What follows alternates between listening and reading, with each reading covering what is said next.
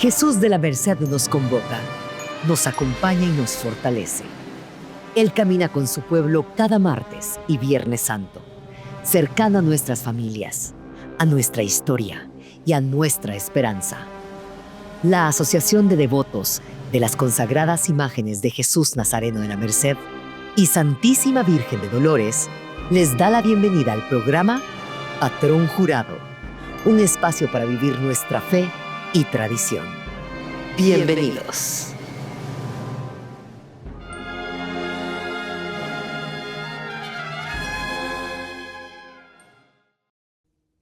Buenas tardes, pues nuevamente estamos acá en un programa más de Patrón Jurado de su cuarta temporada.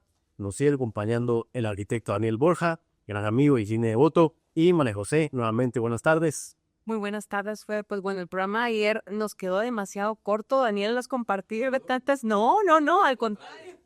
Gracias por estar acá, gracias por aceptar la invitación de un segundo programa porque hay mucha historia que contar, ¿verdad? Entonces estamos nuevamente muy agradecidos de tenerte acá.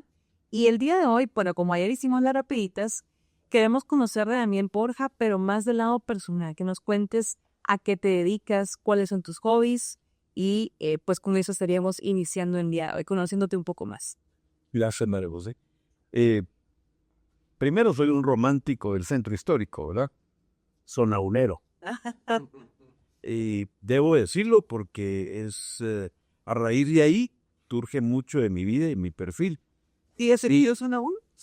No vivo en Vistahermosa, pero paso todo el día en zona 1.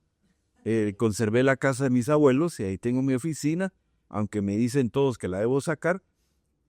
Yo añoro estar en la zona 1 y estar a 60 metros de la Recolección y a 7 cuadras de la Merced y no digamos de Candelaria.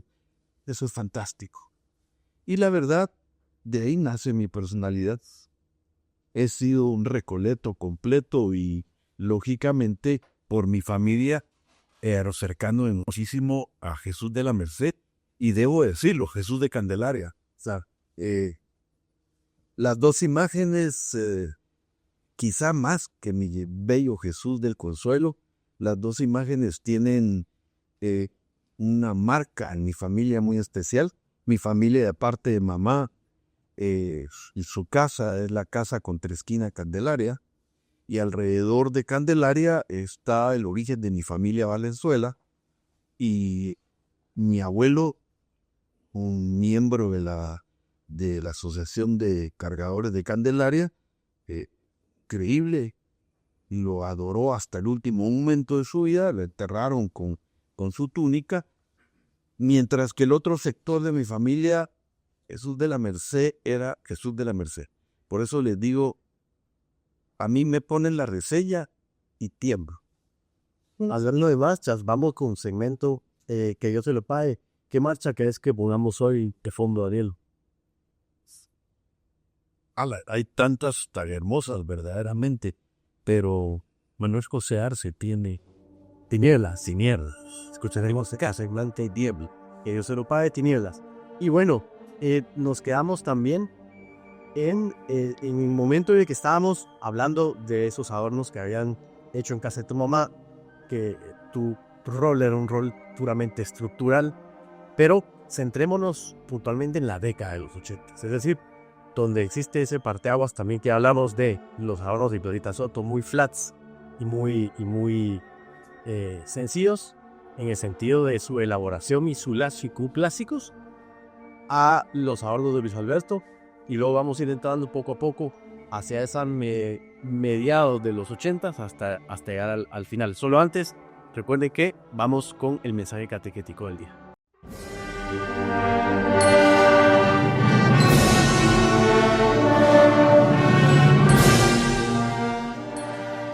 Mi madre y mis hermanos son los que escuchan la palabra de Dios y la ponen en práctica. Escuchemos con atención el mensaje catequético de hoy y dejemos que su palabra nos inspire a vivir mejor nuestra fe. Que todos sean uno como tú y yo, Padre, somos uno. Es el mensaje que Jesús nos deja a mis discípulos y sigue dejándonos a los discípulos que ahora queremos seguirle de cerca. La unidad. Qué difícil es estar unidos. Con qué facilidad rompemos lo que está unido. ¿Por qué? Pues que cada uno queremos hacer lo que nosotros queremos. Y eso pasa en todos los ambientes de la vida. En el matrimonio son uno y se crean en uno para el otro, pero el deseo de cada uno no es igual. Y eso que sucede lo podemos experimentar dentro del matrimonio y dentro de la familia. Lo experimentamos también dentro de la iglesia. Y a veces queremos buscar y dar la razón el uno del otro. Pero nuestro mensaje es poder ver lo que Dios, así como nosotros somos uno, el Padre, el Hijo y el Espíritu, así les pedimos también. Y es donde nos tenemos que mirar. Es el espejo donde tenemos que mirarnos para poder construir la unidad. Y por eso es a veces difícil y es complicado. Pero no es mirándonos a nosotros mismos ni quién tiene la razón, sino mirando el cómo el Padre, el Hijo y el Espíritu se portan entre sí y cómo el espíritu de la unidad hizo una diversidad de colores, de personas, de caracteres, y es el mismo espíritu que hizo la diversidad el que puede hacer también volver a hacer y construir la unidad entre todos. Ese es el deseo de Cristo, y esta es la señal y la marca que todos los cristianos, que ojalá nosotros como cristianos católicos podamos realmente representar ese Espíritu de Dios que es el que nos construye. Excelente, pues estamos de vuelta y nos centramos en la década de los 80 con los adornos de Jesús de la Merced y cómo transicionamos pues de toda la parte clásica, ¿verdad? A la estructura que realmente Daniel, Luis Alberto le vienen a dar en conjunto con Eduardo a las procesiones de Jesús de la Merced. Yo hay algo que quiero que platiquemos, que es acerca de un estandarte que Luis Alberto hizo, que es el rostro de Jesús y que es un estandarte para mí precioso, muy, muy lindo, que también fue parte de los cambios que se hicieron durante el tiempo que ustedes estuvieron, ¿verdad? Así que pues iniciamos, si les parece bien, como lo que nos platicabas, Daniel, acerca de tu participación, las estructuras que tú fuiste armando, porque tú te encargabas de las estructuras directamente de las procesiones, ¿correcto? Del entramado. Del entramado. Y justo detrás de cámaras vimos unas imágenes del dosel que se realizó y cómo, pues milimétricamente, ¿verdad? Pasó en la puerta de la iglesia. Entonces, unos decían no va a pasar y tú dijiste convencido, no, sí va a pasar, ¿verdad? Porque obviamente tú dijiste, o sea, se midía muchísimas ocasiones las puertas, la rampa, para hacer que eso sucediera. Y tú justo, Fer, comentaste de que cuando salió la procesión se escuchó pues una ovación prácticamente del pueblo católico que estaba esperando a Jesús de la Merced afuera. Así fue, María José. Y se puede imaginar lo que es para cada uno de los que participamos en esos adornos, la emoción que conlleva, ¿no? Es una emoción muy bella. En mi caso, pues me fascinaba lo que iba como adorno, pero llevaba la ilusión de que no vibraran los adornos, que se sostuvieran, que pasaran libres y que regresaran a las 2 de la tarde a la iglesia enteros. Eso era algo, Una misión importantísima. una misión importantísima. Y luego también protegerlos, porque sabíamos que podía llover, sabíamos que podían haber eventualidades y todas había que tomarlas en cuenta. Pero reitero, siempre en nuestro caso y en el mío era procurar que los adornos fueran lo más liviano posibles. Ahí, incluso sin afectar la estructura del anda. El anda original de Jesús de la Merced era perfecta, hecha por los hermanos Castro. La tengo fotografiada en mi mente. Estructuralmente era perfecta. Lástima que no la han copiado, porque la tenían. Y les voy a decir, cargar a Jesús de la Merced con ese mueble con brazo individual era verdaderamente un momento único de conciencia, de meditación, de entrega y no de gritos. Claro. Ahora, hablabas de este brazo individual que es digamos, recordadísimo para los devotos, sobre todo los devotos de antaño de Jesús.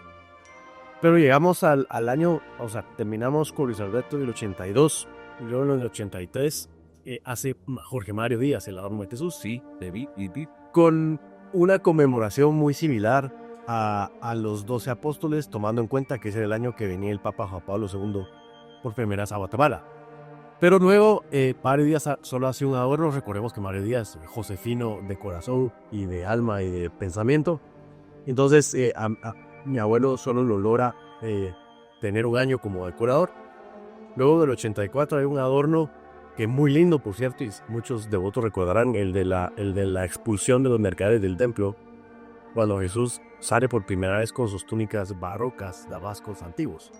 Además, correcto. Pero, ¿a qué quiero llegar? En ese año 84 pasaron varias cosas. Lo primero que pasa es que ya se venía esta ola de crecimiento de devotos cargadores para Jesús de la Merced, y es cuando, digamos que mi abuelo toma la decisión de agrandar las andas hasta su punto máximo para que lograran girar de la capilla de la Sagrada Familia hacia la nave central, y entonces es eliminado este bolillo individual o brazo individual por ya un bolillo corrido, y llega a lo que todos conocimos, que fueron los 58 brazos de la sanda de Jesús hasta el año 2012. Ese año también cambian las horquillas, por supuesto se van a hacer cromadas, antes eran doradas. Entonces digamos que estamos llegando justo a la mitad de los 80s y empiezan a pasar otras cosas, porque hay un año en la que Jesús de la Merced sale en una famosa alfombra, que también, que estoy seguro, todos recordarán, elaborada por la familia Mocrifa.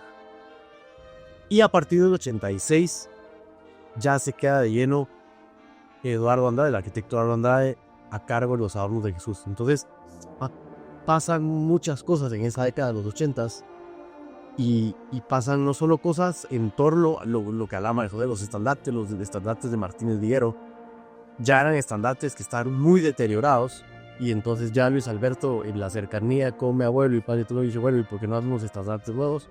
Que precisamente se extraen en el 81 y increíblemente, irónicamente, son consumidos por las llamas en el 86, los de Martínez Viguero. Así es que digamos que gracias a Dios estaban los de Luis Alberto, los que hasta la fecha engalanan el cortejo profesional. ¿Cómo desde la óptica tuya, Daniel, o desde esa perspectiva del devoto que había estado participando, cómo ves toda esa transición de Luis Alberto, Jorge Mario, un adorno en conjunto, y luego Eduardo Andrade, incluyendo la alfombra de los Mocrif? Sí, fue una etapa de los 80 fantástica. Como les digo, yo lo viví 80, 81, 82. El 83 tuve que alejarme porque asumí una responsabilidad muy grande en la universidad. Ya no había tiempo. Pero eso no quitaba que, pues, mi devoción, y me encanta ese ambiente. Entonces sí lo participaba. Varios temas que no quisiera que se quedaran. El momento de la transición a agrandar el anda. Sí. Le agregaron 2 módulos y se agregaron bastante bien en su carpintería. Correcto. Lastimosamente les quiero decir algo, que eso fui yo el que lo detectó, con 2 pulgadas de desfase. Lamentablemente el anda no quedó perfectamente rectangular. Sus últimos 2 módulos giraron, y esto ocasionó algunos otros problemas que se llevaron hasta el 2002. Sí. Y sobre todo ese recordado 2008. Este recordado 2008. Sí. A lo que voy es que se agrandó. Los bolillos individuales eran lo mejor que pudo haber habido estéticamente. Pero había que llevar como 10 bolillos en todo el Viernes Santo, porque se saturaban. Lógicamente, la horquilla no la metían debidamente, entonces un individual se quebraban. Miren, no se imaginan la cantidad que habían quebrado. Y su forma de colocarse estructuralmente era muy cuestionable. La verdad, muy cuestionable. Entonces yo creo que la solución de ponerle el bolillo corrido fue fantástico. Y eso fue ayudando muchísimo a la estructura de las andas. Ahora, en eso es un tema que para mí tiene grandes connotaciones a futuro, que es la estructura de las andas. Y en su momento, con otro devoto, Pablo Herrarte, hicimos un análisis de cómo se comporta un mueble de esta naturaleza bajo una carga distribuida de abajo hacia arriba que lamentablemente torsiona el anda y que la hace que tenga que ser flexible. Porque Larisa no es atencionada. En ese momento Sandra no era atencionada. Estaba con muchos problemas por el agregado que se le hizo se volvió muy rígida. Entonces ahí comenzaron los grandes problemas, ¿verdad? A lo que voy es que no es tan fácil pensar en un adorno si no se piensa en el mueble que es trasplantado. Primero, eso es un tema que los dejo a ustedes en conciencia, porque creo que no es justo que a un cargador se le someta a gritos, claro, durante un recorrido profesional, y que alguien de los directivos me dijo un día, no de la Merced, me dijo, pero es lo que le gusta a la gente, chillar. No, no es justo. Pero bueno, soy importante de acuerdo. Hay un tema que yo quisiera tocar, que es el parteaguas también de los años 80.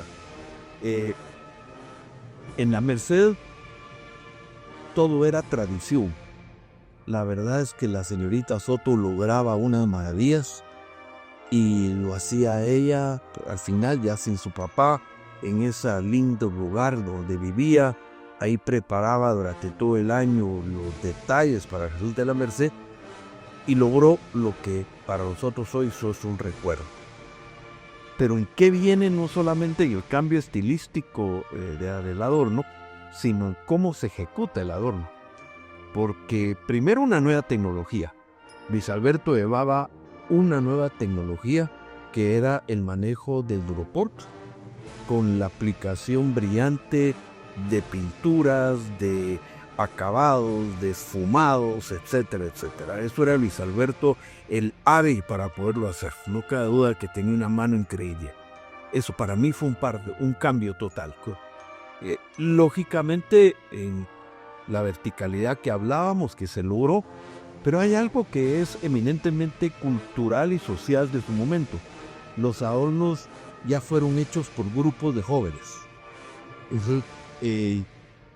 Jóvenes inquietos, jóvenes, como les dije al principio, en la semana pasada, entre 20 y 35 años, y ya no era el grupo exclusivo de 3, 4 miembros, sino que se abría a jóvenes que quisieran llegar y acercarse para ayudarlos a hacer flores, para entramar algo, para hacer un... Entonces yo me recuerdo en esa época, pues tanto Eduardo como yo manejábamos una presencia universitaria muy grande, y el Landívar, porque el Landívar era parte de todo esto, ¿verdad? Y jesuitas, e invitábamos a muchos jóvenes a que nos llegaran a ayudar en las tardes, en las mañanas de los sábados. Comenzó a haber una convivencia de juventud muy hermosa que no se logra ver a nivel de eventos cuaresmales. Y lógico, dentro de ese contexto tan hermoso como es la iglesia La Merced, con sus sitios tan especiales, se daban situaciones muy hermosas, ¿verdad? Teníamos unas catacumbas abiertas, porque era cuando se estaban restaurando, estaban abiertas, se recuerdan, y llegamos a jugar dentro de las criptas, ¿verdad? Era terrible. Hacíamos unas bromas espantosas, ¿verdad? Porque aquí viene el mezclar en esa religiosidad que cualquiera puede pensar que es sacra, quiere decir silencio, y que antes de acercarse y tocar un anda hay que hincarse, persignarse, rezar un rosario. No, ahí era entregarse con un objetivo que era regalarle a Jesús de la Merced su mejor trono para un Viernes Santo que todo el mundo lo admiraba. Entonces, pero ese era el deseo de la juventud. Y alrededor de eso vinieron aventuras propias de la juventud y propias de bromas, de memes serían esencia. Ya para los millennials serían memes. Sí, pero... Y qué bueno que no habían celulares, ¿verdad, Daniel? Con cámara. Bueno, pero teníamos campas. Pero era verdaderamente espectacular porque cada adorno de los que trabajamos en esa época tuvieron eventos hermosísimos dentro del proceso. Eso era increíble. Como les contaba antes de entrar a las cámaras, se dieron situaciones muy especiales, muchas veces que nos hacían reír a carcajadas. Yo un día dispongo que me voy a poner una sotana que encontré en uno de esos gavetones, ¿verdad? Y me pongo, y en eso llegó otro amigo, yo también me lo pongo, y nos pusimos la sotana, nos tocó abrocharnos como 30 botones, y me estaba poniendo yo cuando en eso uno de los padres de la Merced aparece, y dice, iba mero serio, padre, buenas noches, y nosotros, Pero esos padres. estaban vestidos de curas. Y luego, ¿cómo quitarnos el noidal de botones? No había. Y miren, yo gateé para quitarlo, para que ya no me vieran, porque ahí comenzaron a pasar todos para la misa. Esas fueron aventuras muy grandes. La Merced es orga oscura, entonces permitió hacer muchas bromas. Susís, Muchos sustos. muchos sustos, y también a crear ese ambiente de alegría, de jocosidad, y muchos jóvenes querían llegar porque comenzaban a oír que se hacían cosas hermosas, que iban a tener un final divino, pero también había un proceso muy lindo de ejecución. Es que eso es precisamente lo lindo de la transición, o sea, como tú dijiste, un grupo de jóvenes totalmente hasta cierto punto ajenos a lo que era la Merced, o sea, obviamente participaban como devotos, pero no habían participado directamente colaborando, le dan un cambio a la tradición que venía, y sabes qué es lo lindo, que me encanta lo que dices, regalan lo más lindo de ustedes, que es el don, la habilidad de poder tener adornos completamente diferentes a lo que se venía viendo, y en un entorno tan juvenil, tan jovial, hasta cierto punto familiar, porque ustedes se conocían pues de mucho tiempo, ahora compartían carreras también, entonces esa parte del recorrido y el proceso que llevaron es simplemente único, y realmente que apreciamos conocer esas historias que formaron parte de Jesús de la Merced en esa transición de los 80. Antes de que se me escape, voy a recordar además al año 80, cuando recordemos que Clarita Soto y don Gerardo Soto eran estrictamente herméticos, buenos sucesivos, manteniendo con el tema de los adornos, pero las andas se pasaron Jueves Santo en la noche a la Merced, de la Udea de Andas a la Merced el Jueves Santo de la noche, y llegaban, bueno, en algún momento fueron baúles cargados por bueyes, y por supuesto que después de eso ya fueron algunos carros o camiones, y Luis Alberto es el primero que dice, no, esto no puede funcionar así, necesito mucho más tiempo, este adorno es mucho más de lado. Entonces, vamos a mover andas martes santo.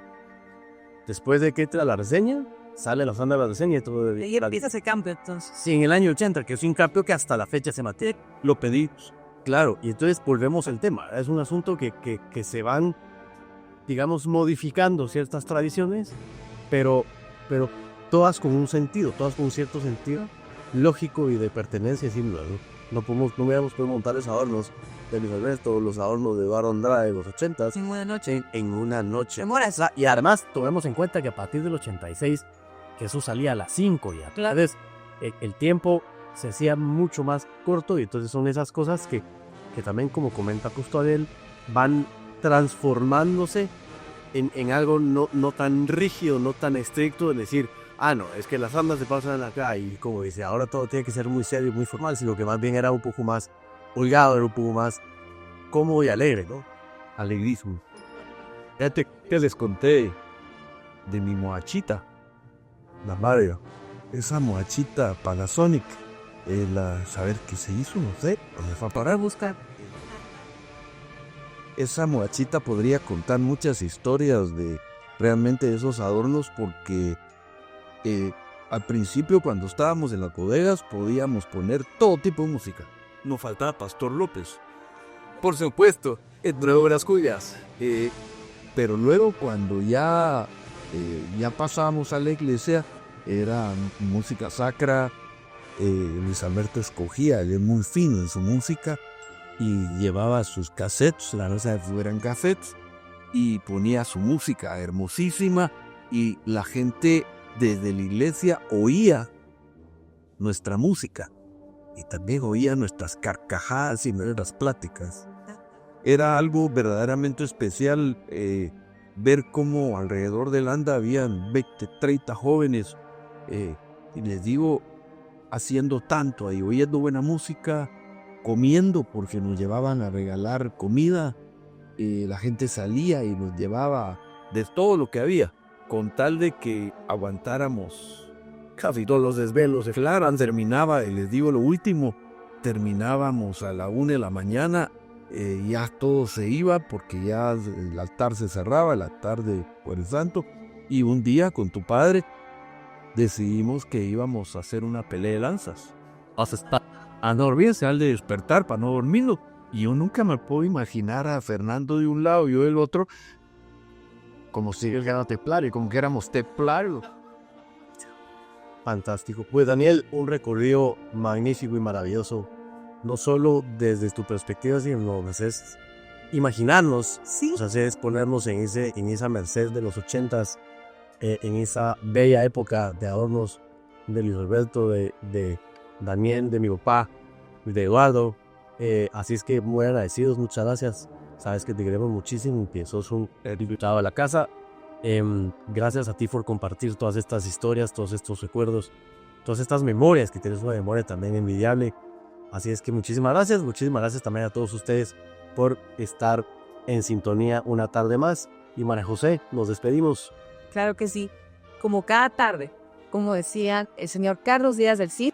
Que así siga siendo, Señor de la Merced.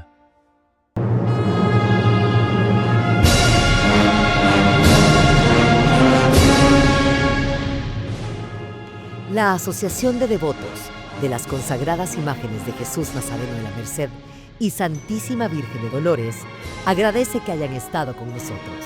Los esperamos nuevamente en nuestra próxima emisión. Caminamos juntos, cuidando lo que somos y lo que creemos. Somos la Merced, para la mayor gloria de Dios. Que así siga siendo, Señor de la Merced.